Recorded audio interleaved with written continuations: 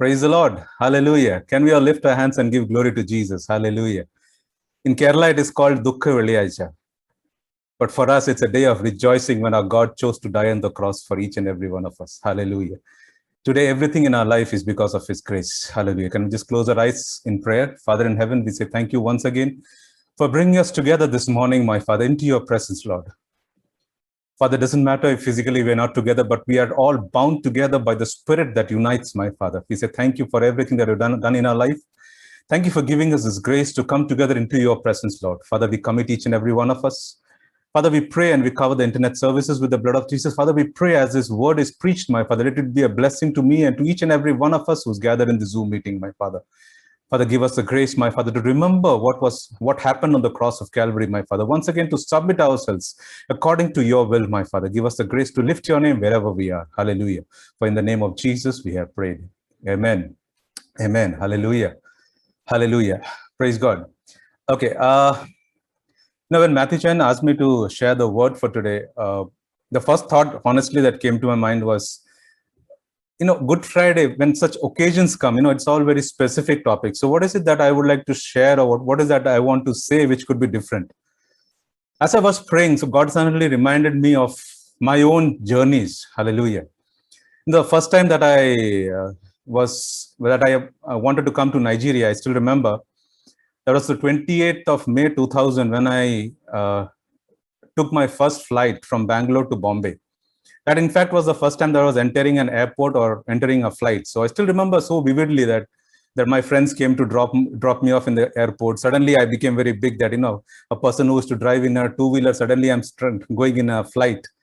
The check-in, the x-rays, the security check, everything happened fine. I still remember so vividly. When I entered the plane, I was shocked to see that the plane was actually so big. And people told me, once you're in the plane, there's a seat belt, you wear that seat belt, and whatever happens, don't remove because there could be turbulence, you could fall. So, and then this air hostess came, gave all those instructions, and I decided that whatever happens, the seat belt, I'm not going to open. Hallelujah. I'm going to fix this seat belt. I'm not going to change. And after the instructions, the air hostess suddenly came and told me, I was sitting in the aisle seat and there was a empty seat in the window. And she told me to move that she wants to sit there, and she wanted me to move, but I was not willing to open my belt. I said, if you want to go, you go. But she said, no, please, sir, you go. And she realized maybe as the first time that I was flying, he said, don't worry, nothing will happen. So I opened my belt, went to the next flight, sat. Glory of God, everything went off fine, landed in Bombay, landed in Nigeria on the 1st of June 2000. Since then, how many flights have we taken? Hallelujah. The excitement, the fear, the tension that we had, hearing everything that the air hostess has said on that first flight. Today, when not today, maybe a couple of years back, when the last time we took a flight, when we were sitting in the flight, when I still remember all of you who have traveled in Emirates, the first thing that we do is go and check what all movies are there, what all things are there on the entertainment system. And the flight would not have taken off, but we would be starting to check and maybe starting a movie. And in the middle of that, this video of Emirates comes saying that what you need to do, what you don't need to do. And it's irritation to us. Hallelujah. At times, the same thing that was an excitement to us in the past, when it becomes an irritation, is it not, at times, it's not a reminder that, is it how we are coming into the presence of the Lord? Same things being preached, same things being told. Good Friday, Jesus died on the cross. Everything that is being preached, is it becoming an irritation? Is it something that we are taking it for granted? I remember a friend of mine who was in Kerala who told me that on Good Friday, what happens that, all the boys around that locality who are all ruffians, hooligans running around doing all nonsense, on that one particular day, suddenly they are all very sober, very sad. And it's only for that day. The next day, they go back to the same thing. Hallelujah. I still remember, my own case, when I was small, I was told that Good Friday is a day when, don't do anything mischievous, be very serious. Jesus died on the cross. So we used to be very serious, very sad. That is how the day went off. But let me tell you one thing. We may have taken it for granted, but nothing that happened on the cross of Calvary was a common event. Hallelujah. Nothing that happened on the cross of Calvary was a common event. Hallelujah. A sacrifice which is not supposed to be remembered only on Good Fridays or on Sunday services. It's a sacrifice that needs to be remembered at all times. Hallelujah. Because everything that we have today, every blessing that we are enjoying today is because of the price that the Lord Jesus took on the cross of Calvary. Hallelujah. Hallelujah. The word that I would just like to preach today is from 1 Corinthians chapter 7, verse 23. It says, you were bought at a price. Do not become slaves of men. 1 Corinthians chapter 7, verse 23. You were bought at a price. Hallelujah. You and me, we were bought at a price. Don't take it for granted. Hallelujah. Hallelujah. Everything in our life is because he paid the price. Hallelujah. We have a healing in our life because Jesus took the stripes on his back for us. We have victory because Jesus said in John chapter 16, do not worry because I have overcome this world. Hallelujah. In Colossians chapter 2, verse 14 and 15, the classic scriptures, the Bible says he has wiped out the handwriting of requirements that was against us, which was contrary to us. He has taken it out of the way and nailed it to the cross of Calvary. He has disarmed powers and principalities. He has made a public spectacle of them. He triumphed over them. Hallelujah. That is what the Lord has done for us. Hallelujah. He nailed every power and principality on the cross of Calvary. Today, if we still say that there are generation curses that is affecting us, remember that Jesus paid that price. He died on the cross of Calvary. He nailed, hallelujah, every plan of the devil on that cross. Hallelujah. So today we are free because of that sacrifice, because of that price that was paid for us. Hallelujah. Today we can call ourselves saved.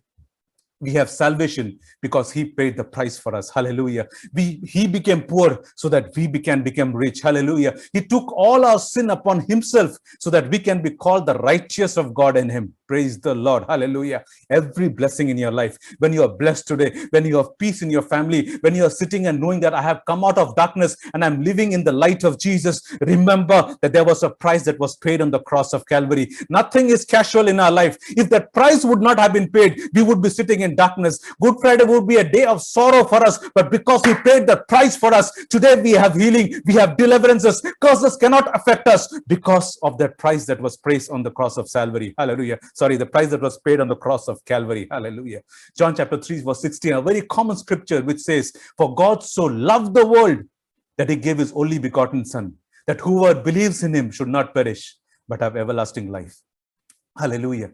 God so loved the world. Hallelujah. In the book of Genesis, we know Abraham there was a test that Abraham had to pass through. In chapter 22, we know that God asked Abraham to take Isaac and sacrifice him, offer him as a sacrifice on one of the mountains of Moriah. Hallelujah. Hallelujah. Abraham did not question that. He just obeyed God. Imagine when he was walking on the road along with Abraham, along with Isaac and all the things that he needed for the sacrifice, he would have thought that there was a promise that was given to me, a promise that I will be called the father of many nations. And today I'm asked to sacrifice my only son. Hallelujah. If I sacrifice Isaac, how is that promise going to be fulfilled in the life? He would have been in deep agony when he's walking and is watching that child. 100 years he waited for a child. Today when that boy is big, hallelujah, it could be 14, 15, 18 years. But when that boy is big, he's been asked to take him and offer him as a sacrifice. There could be agony. The agony of a father would be affecting him. The Bible says that Isaac asked Abraham that we have everything for the sacrifice, but where is the lamb? Abraham said, God will provide. Hallelujah. He did not say that you are the sacrifice because God told me that you are the sacrifice. He did not say that. He said, God will provide. Because in that middle of that particular agony, he still knew that there was a promise that was made in his life. Hallelujah. The promise that he was the father of many nations, but did not hold back anything. The Bible says that he tied Isaac and offered him and put him on that altar. And as he lifted the knife to kill him, the angel of the God and said, touch him not. Hallelujah. And what he confessed that God will provide, God provided for him. Hallelujah. God knew the agony of a father. Hallelujah. God knew the pain that a father has to go through when he has to offer his own son. So God did not allow Abraham to pass through that agony. Hallelujah. But are you not happy that when it came to you and me, God did not hold himself back? He gave his only begotten son for you and for me. Hallelujah. There is a lot of meaning in that word called so. For God so loved the world. When he said that so loved the world means his preferences was us above everything in this world. Jesus in the Garden of Gethsemane, he cried out to God saying that if possible, remove this cup of agony from my life. But Jesus knew that was not the will of God. He said, but let your will happen. His will was Jesus had to die for each and every one of us. when we take things for granted. Every Sunday when we have to come and say that we have heard this message so many times. Remember, he did not need to do that. But he preferred us above all. He called us above all. He chose us above all. That is the reason that the sacrifice was given on the cross of Calvary. Hallelujah. Jesus paid that ultimate price. Praise the Lord. Hallelujah. Jesus paid the price happily for each and every one of us. Think of everything that he went through. Who was Jesus? The Son of God.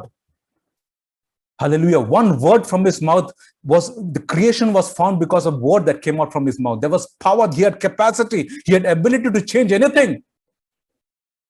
But the Bible says that he went as a lamb to the cross of Calvary. Hallelujah. He was humiliated. He was spat upon. He was injured. He took those stripes. The crown of thorns was on his head. Those nails. Hallelujah. Imagine the pain that he had to go through. 3 times he fell on the way to the cross. Everything he bore, he paid that ultimate price for you and for me. Hallelujah. Hallelujah. Praise the Lord. I want to read one scripture, Titus chapter 2, verse 14. If somebody can read that, can you read Titus chapter 2, verse 14? Titus chapter 2, verse 14. Titus. അവൻ നമ്മെ സകല അധർമ്മത്തിൽ നിന്നും വീണ്ടെടുത്തു സൽപ്രവർത്തികളിൽ ശുഷ്കാന്തിയുള്ള ഒരു സ്വന്തം ജനമായി തനിക്ക് ശുദ്ധീകരിക്കേണ്ടതിന് തന്നെത്താൻ നമുക്ക് വേണ്ടി കൊടുത്തു.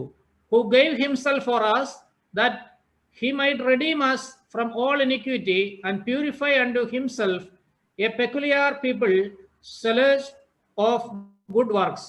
Hallelujah. The Bible says Jesus gave himself for us. He paid the price for us. For what? To redeem us from every lawless deed. Every lawless deed. Nothing is pending. There's no category of category A sins for which he redeemed us and left category B and C for some other time. Every sin was redeemed. Hallelujah. Like today in the vaccination, we see above 60, there is a vaccination going on. Below that, there has to wait. There is no categories when it came to the salvation that came from the cross of Calvary. He redeemed us of every lawless deed. Hallelujah. Why was it? To purify us for fellowship with him. Purify us for fellowship with him. Because we cannot come into his presence. We cannot have fellowship when there is sin in our life. Hallelujah.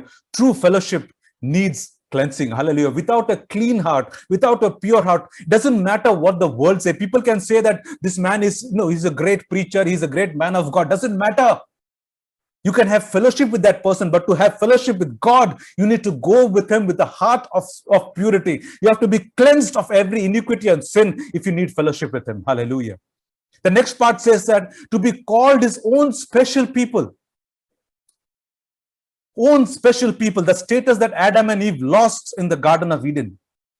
Through the cross of Calvary, through the price that was paid for us, we can come back, we can get the status once again to come into his presence of God without any shame, without any inhibition. Hallelujah. The Bible in the book of Genesis, we know that when sin came into the life of Adam and Eve, and when God came looking out to them, they were hiding behind some bushes, because there was a shame which came because of sin. Sin brings shame in our lives. Redemption removes that shame from our lives. Hallelujah. When we are redeemed, hallelujah. When Jesus paid that price, he removed that shame of sin from our lives. So today we can come into his presence boldly and say, Abba, Father, I am standing in your presence. We can have fellowship with him because that shame is removed from our life. Hallelujah. Do you know how important that is in our life? We can think that we are in control of certain things, but when the fellowship of God is intact, he will do things in our life. Hallelujah. That fellowship is everything.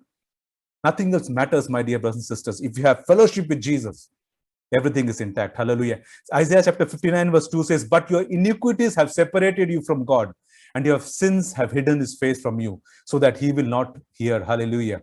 Your iniquities have separated you from God, and your sins have hidden his face from you, so that he will not hear. Hallelujah. Your own iniquities have separated you from God. At times, you would have been praying. At times we pray for so many years, for so many days. We are praying over certain things and prayers doesn't get answered. At these moments, we need to check ourselves. Is there anything in us that needs a cleansing? Is there a wall of sin that is holding my prayers from reaching God? Hallelujah. Is that what is happening? He redeemed us from every lawless deed and purified for himself his own special people, zealous for good works. What is zealous? Zealous basically means having a strong desire or a drive to do something. He purified us. He made us a special people so that we can have a drive to do good works for God. Hallelujah. Hallelujah. He paid the price for this. Some very common scriptures that we always know. 2 Corinthians chapter 5 verse 15, it says, and he died for us that those who live should live no longer for themselves, but for him who died for them and rose again. The same chapter, verse 17 and 18 says, therefore, if anyone is in Christ, he is a new creation. All things have passed away. Behold, all things have become new. Now all things are of God, who has reconciled us to himself through Christ Jesus and given us the ministry of reconciliation. Hallelujah. He paid the price so that we can be reconciled with Jesus. All are very common scriptures that we read and hear so many times. In this busy world, there are so many meetings, so many prayers, everything we are running around in this busy, competitive, crazy world. At times it's important, it's good to stop and check. We who are called saved of the Lord, are we still living in the past? Or are we really living as a new creation? Things that used to do in the past, short-temperedness, everything that we used to do which was not in the will of God, if we are still continuing in doing that today, we cannot call ourselves a new creation. We are still living in the past.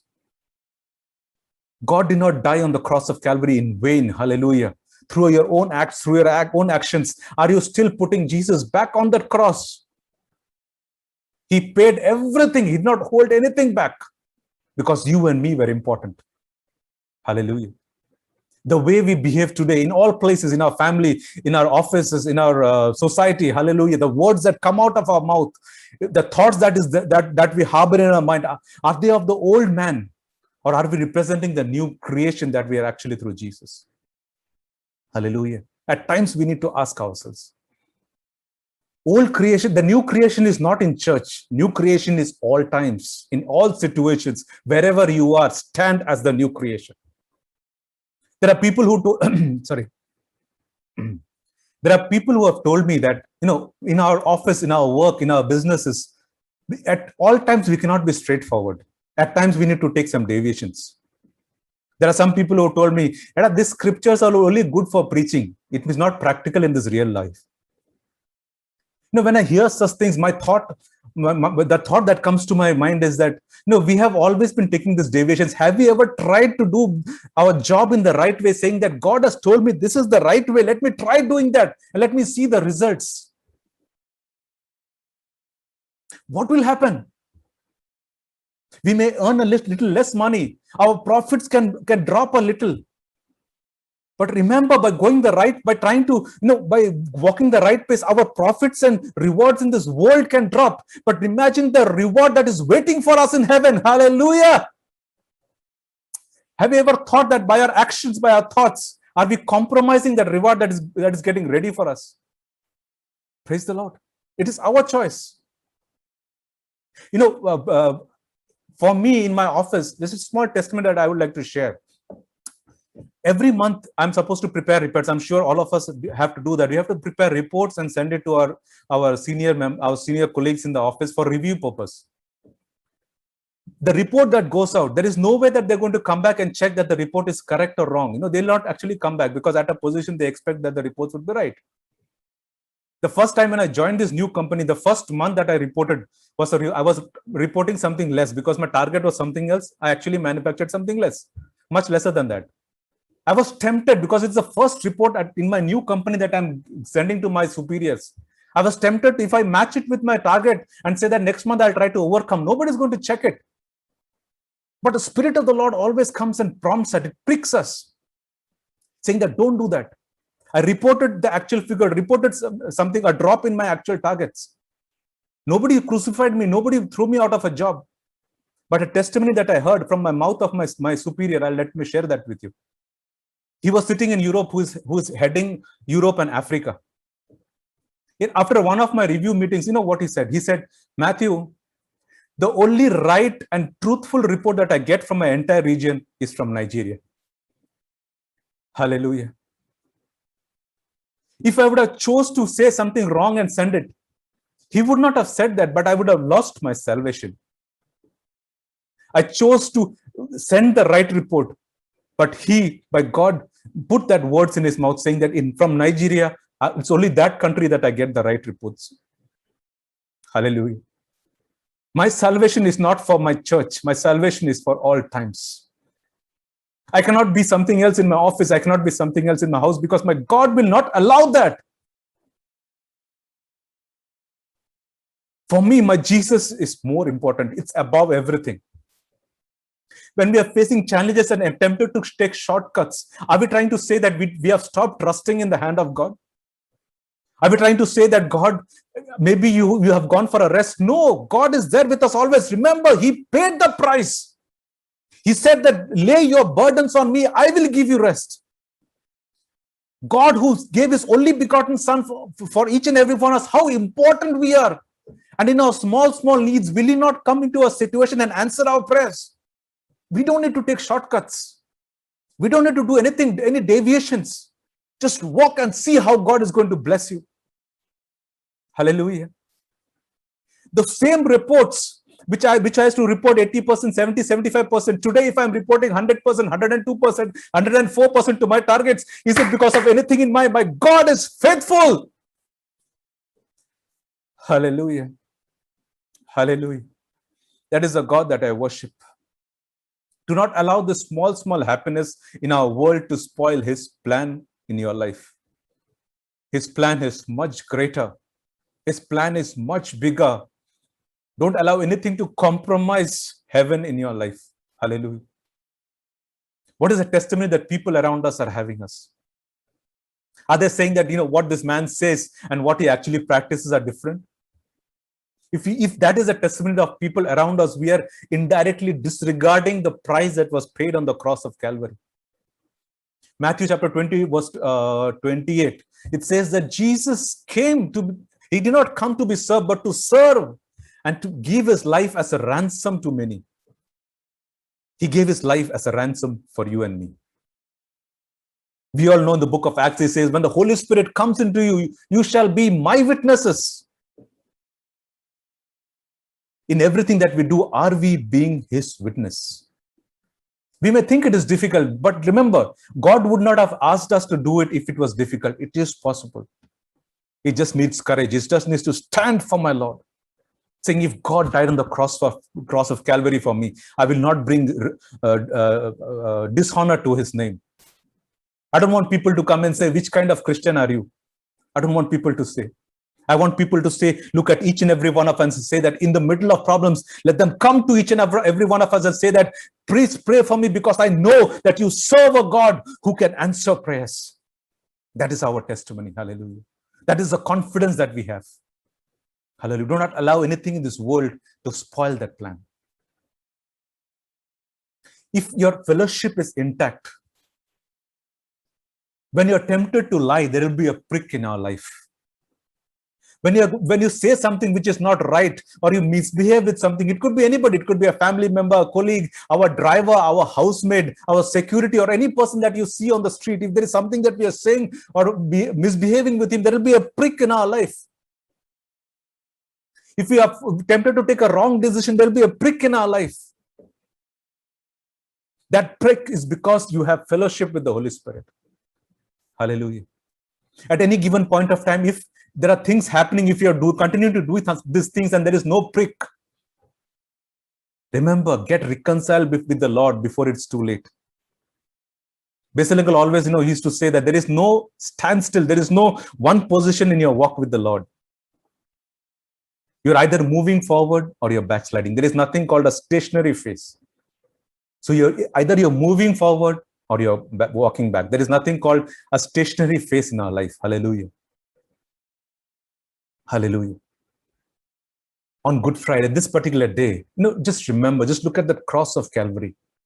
Not on this day, every day of your life. When you start, there were days in our life when I used to pray over certain situations. Whenever I was tempted to do something wrong in my life, I used to get dreams of the nail which is going into the cross of Jesus. I used to get those dreams.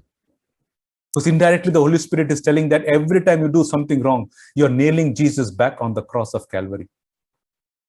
Is that what we are doing today? In everything that we do, always remember there was a price paid for you and me. We may not be worthy, but he made us worthy. All of us who are living in darkness once upon a time, today we have been given the grace to come into his light, to worship and to know that there is a God. He is calling us today to come back into fellowship. He is calling us today to and declaring in your life that if I have done things in your life, I'm more than capable of blessing you in ways that I never thought was possible. Hallelujah. Don't ever think that there is something that God can hold back into your life. There's nothing that is impossible for him. All your prayers will be answered. Every discomfort will be changed into comfort. Hallelujah. Every challenge that you're facing will be changed into a testimony. Every rock that you're standing in front of you, every wall that is blocking you, every door that is closed in front of you, that will be opened because there was a God who chose you above all. Hallelujah. A God who gave his only begotten son for each and every one of us. Hallelujah. A God who did not hold back his only son. What is it that is going to hold back for you and me? Hallelujah. What is it that is holding back you? If there's anything that is holding back, it is your own iniquity. Come back into his presence and say, Father, I'm coming back into your presence today. Hallelujah. Trust in his hand. Don't go for shortcuts. Trust in his hand.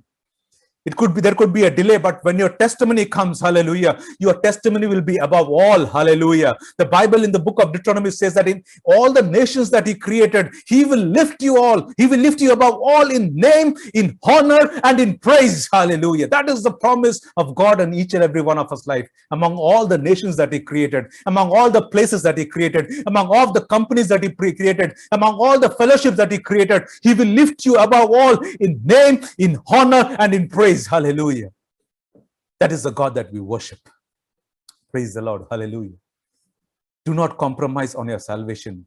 Heaven is very important. Heaven, the reward of heaven is much above than anything that is there in this world. There is limitations in this world. Today you must say that, okay, I have sent a report which says that I have achieved my target. It's a short happiness. But you have lost your salvation. You may think that who is watching me? Who is watching me in Zoom meetings? Hallelujah. Especially when we put up the video, who is watching me? Are you interested in the reports of men, or are you interested in the report from the Lord of Lords? Men may not be watching me. I cannot maybe seeing the people who have hidden their videos. Doesn't matter. But there is a God who's watching you. And it doesn't matter how you are in front of all of us. Be straight and correct in his presence. That is all that is important. This world can give you labels. This world can give you names. That is not important. What is it that when Jesus looks at you and is he calling you a faithful servant? That is important. Things that comes out of your mouth, your thoughts, if you don't say it, who will know? But Jesus knows. Knowingly, unknowingly, there's some thoughts coming into your mind which is not in the line of, in the will of God. Remove it. Pray, Father, remove it from my thoughts. When you're forced to say something, get back into his presence, saying, Father, I have said something which is not in your will. I ask for forgiveness. Keep your walk with Lord every time perfect. There was a price paid for each and every one of us. He stood as a ransom for each and every one of us. Do not let it go in vain. Let not God look at us and say that, is it for this man that I gave my only begotten son? He should look at us and say that it's good that I gave my son for him, because today he is standing for me. Praise the Lord. Praise the Lord. On this Good Friday day, can we just close our eyes in prayer and say, once again, commit ourselves into his hands. Father, we say thank you for that price that you paid on the cross of Calvary. Thank you for the healing that you've given to us. Thank you for the deliverance that you've given to us. Thank you for the salvation that you've given to us. Thank you for every blessing in our life which has come to us because of that cross of Calvary. Father, if there's anything that we have said, thought, or spoken which is not in your will, come back into your presence, asking for forgiveness, my Father. Do not allow the devil to deceive us, my Father. Keep our fellowship always intact with you, my Father. It's not, Father, you are not our top priority. You are our only priority, my Father. Because if you are there in our life, he will take care of everything else, my Father. Father, we commit each and every one of us once again, my Father. We say thank you for this word that you have spoken to all of us, my Father. Father, we give you glory once again. We give you honor. In the name of Jesus, we have prayed. Amen. Amen. Amen.